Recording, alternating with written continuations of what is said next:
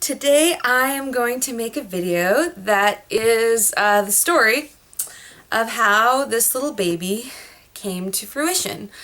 It's kind of interesting, so I thought I would share it. Thought it'd be something fun to share and to document. I mean, we all know how babies are made, so that's not really what I mean, but my story the story with the baby is interesting. It's kind of, or at least I think it's interesting. I don't know, maybe you won't, but here it is. You're welcome to listen or to, stop listening if it's not something that's interesting to you, but I'm 35 years old now.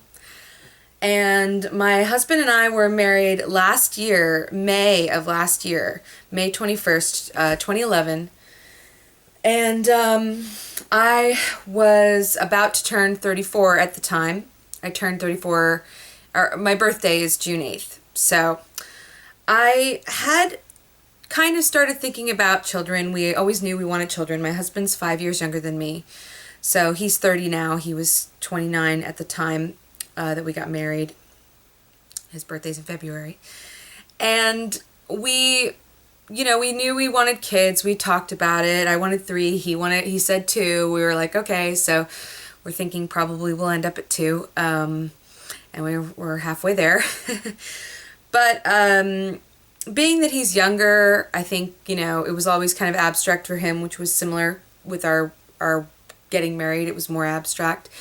And actually, it was that way for me, too. I didn't really realize that there were so many potential hurdles for conception, for fertility and things like that for a woman in her 30s. So, to make a long story short, I had talked to a friend who got this book called Taking Charge of Your Fertility. It's a really good book. I highly recommend it to anybody who's trying to educate themselves. I had been on the pill since my husband and I got together. I was on Yaz for about 2.5 years. And I didn't really realize how much that can kind of screw with your body. I mean, I knew it had a hormonal effect, but I didn't realize that it could affect your fertility in certain ways, and that it takes a while once you get off of it to really get pregnant. And I always thought of getting pregnant as something I didn't really understand fully, the ovulation thing and how that works and what the percentage of time is. And this book just gave me an education. I mean, the first thing I did after I read it was go off the pill.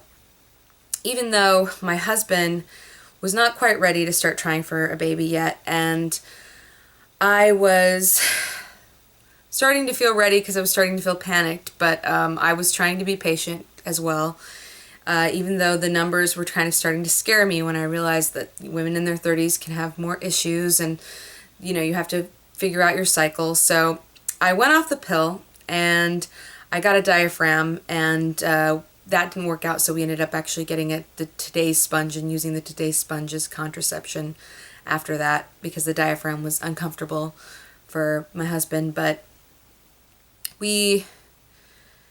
I started charting my cycle, and I started talking to my husband more openly about the fact that this was a concern for me, and I felt like we needed to have more of a timeline.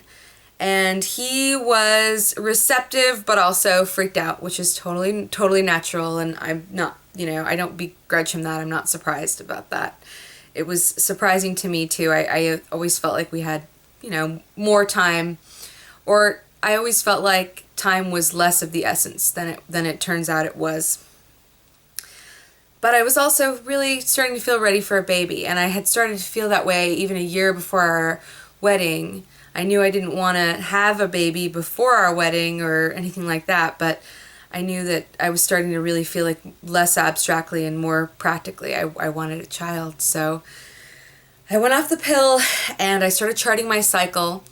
And I realized that I had a 29-day cycle. I mean, based on, a couple months, a 29-day cycle that usually tended to ovulate on the 15th day of. So people always think, everybody has a 28-day cycle and they always ovulate on day 14. That's not true. I started taking ovulation tests as well as my temperature. And I was, able to find out around when I was ovulating and really corroborate that, and checking, CM, which you can look that up. I don't want to get too TMI, but look up CM if you're interested in finding out what that is. It's another way of making sure that you're fertile, or checking, another cross-reference for your fertility. And thinking about my age, they had this test that was a fertility test that tests your FSH, which is hormone, a luteinizing hormone. I'm sorry, no, the luteinizing hormone is what's in the other test. FSH is what measures your egg reserve. So I took that test, and it showed up that it didn't show up that I had a low egg reserve, but it showed up that it wasn't like an astounding result. So I got kind of nervous, and I decided that I was going to go farther and do some preliminary testing. And I had continued to talk to my husband, and we agreed that we were going to start trying to have a baby in May of 2012. So May of 2012 was our agreed upon date. It took some convincing and some talking for us to both kind of get to that date, but we did, and we were pretty dead set on that. I went in for some preliminary fertility testing. I found out what I could get done. I had the FSH blood test. I had my estradiol measured, and I had my my AMH measured, which is kind of a new thing, but that's supposed to be AMH is supposed to also indicate your egg reserve, and it's supposed to be a better indicator than anything else. I scheduled myself for to have my tubes checked and to have my uterus checked for uterine fibroids, which my sister has, so I wanted to make sure that I didn't have them. And during all this, my husband thought I was slightly insane, but he was very, very supportive nonetheless. We were planning for our honeymoon, which was in December. We were very excited about that, and we also planned to move to Portland, Oregon from New York. So we had a lot of stuff on the horizon, and I went in for these blood tests. It took me this was around, I guess, maybe it was September. It was either September or October when I finally went in for the blood tests, and I had gone off the pill in July of 2011. So I took the blood test, and it takes about a week and a half to get it back. And I got a very difficult result. My FSH was a 7, which they say anything over 10, I think it is supposed to be an indication of a lower egg reserve. So that I was not thrilled with, because 7's not great, but I wasn't worried. My estradiol was fine, but my AMH test came back, I believe it was a 0.5 or something like that. Basically, with your AMH, you want that to be a higher number. And with your FSH, you want that to be a lower number. So my AMH didn't come back great. It came back 0.5, and that's an indication of poor egg reserve. It wasn't the lowest number you could get, and it wasn't, diminished completely, but it was not good. My husband and I cried to him on the phone, and we went and we got dinner, and we were both just very, concerned but determined to figure out something. And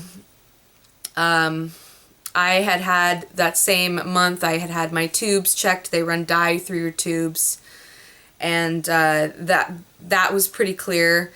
And I was checked for uterine fibroids. I had 2 tiny fibroids. They were both under 2 centimeters. One inside the uterus, one on the outside. Neither were considered anything that I should really worry about. But, I wanted to keep an eye on them, and also if they can grow, I wanted to make sure they don't grow. So after talking to my husband and us going to this dinner, and it was a difficult dinner, he was really wonderful and sweet, we decided that we were going to try sooner. And sooner being, we thought it would be about 6 months to a year, who knows what hurdles we were going to run into of trying to make a baby. So we kind of figured, let's start trying in January. January 2011. It'll be just after our honeymoon. I really wanted to try, strangely enough, on our honeymoon, but my husband was like, no, because we'll be traveling. And I was like, you're right. All right, let's not make this stressful. We'll try then.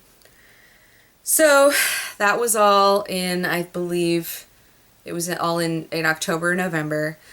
And we have our honeymoon in December.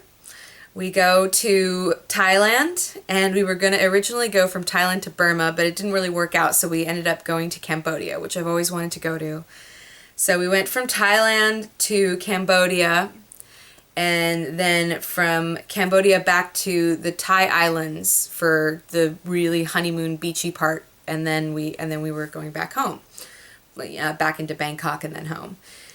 And in Bangkok, a friend of mine got us this beautiful room. We were staying there, and it was great. And of course, I was still charting my fertility this entire time because I wanted to make sure that everything was okay, and I was very nervous.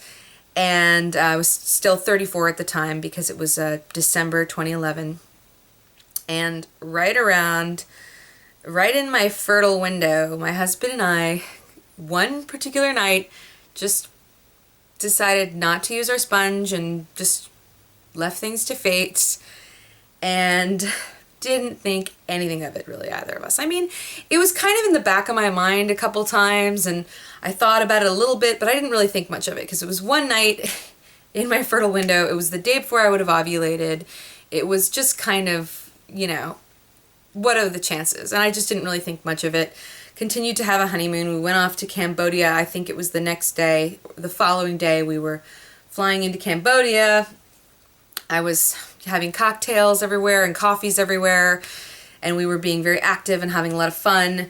We went to Angkor Wat, and we saw babies and children everywhere. This was something that was very touching, actually. We saw children and babies everywhere, and my husband especially was just like, really, he would light up when we saw them, and they were all so cute and sweet, and we thought about them a lot, and about the fact that we were embarking on this journey next month, we thought. So we were really excited about that, and it was very special.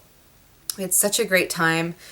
We were in Phnom Penh at one point, and we saw this little boy dancing by a fountain, and my husband's like, I want a little boy. Look at this little boy. And I watched the video, and I was like, oh my gosh, how sweet. It was like this dancing, light-up fountain.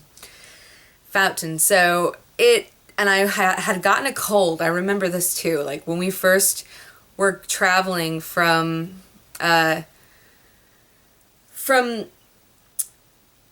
Wat, which is Siem Reap, to Phnom Penh, I got pretty sick, and I had a pretty bad cold, and I know that can tend to happen, people say, during implantation and conception, that little period of time. So I don't know if that's what was happening, but it certainly seemed like it. And we got to Phnom Penh. We had a great time, and then we headed to the islands, and it was Christmas time, and we spent the Christmas day in the islands as well as the few days leading up to it. And I think I showed you in my hospital bag video that I had that little pack of maxi pads that I got in Thailand because I was expecting any moment my friend to come, my monthly friend. And the next day, the day after Christmas, we were going back by bus. We were going back to Trat, Thailand from the islands.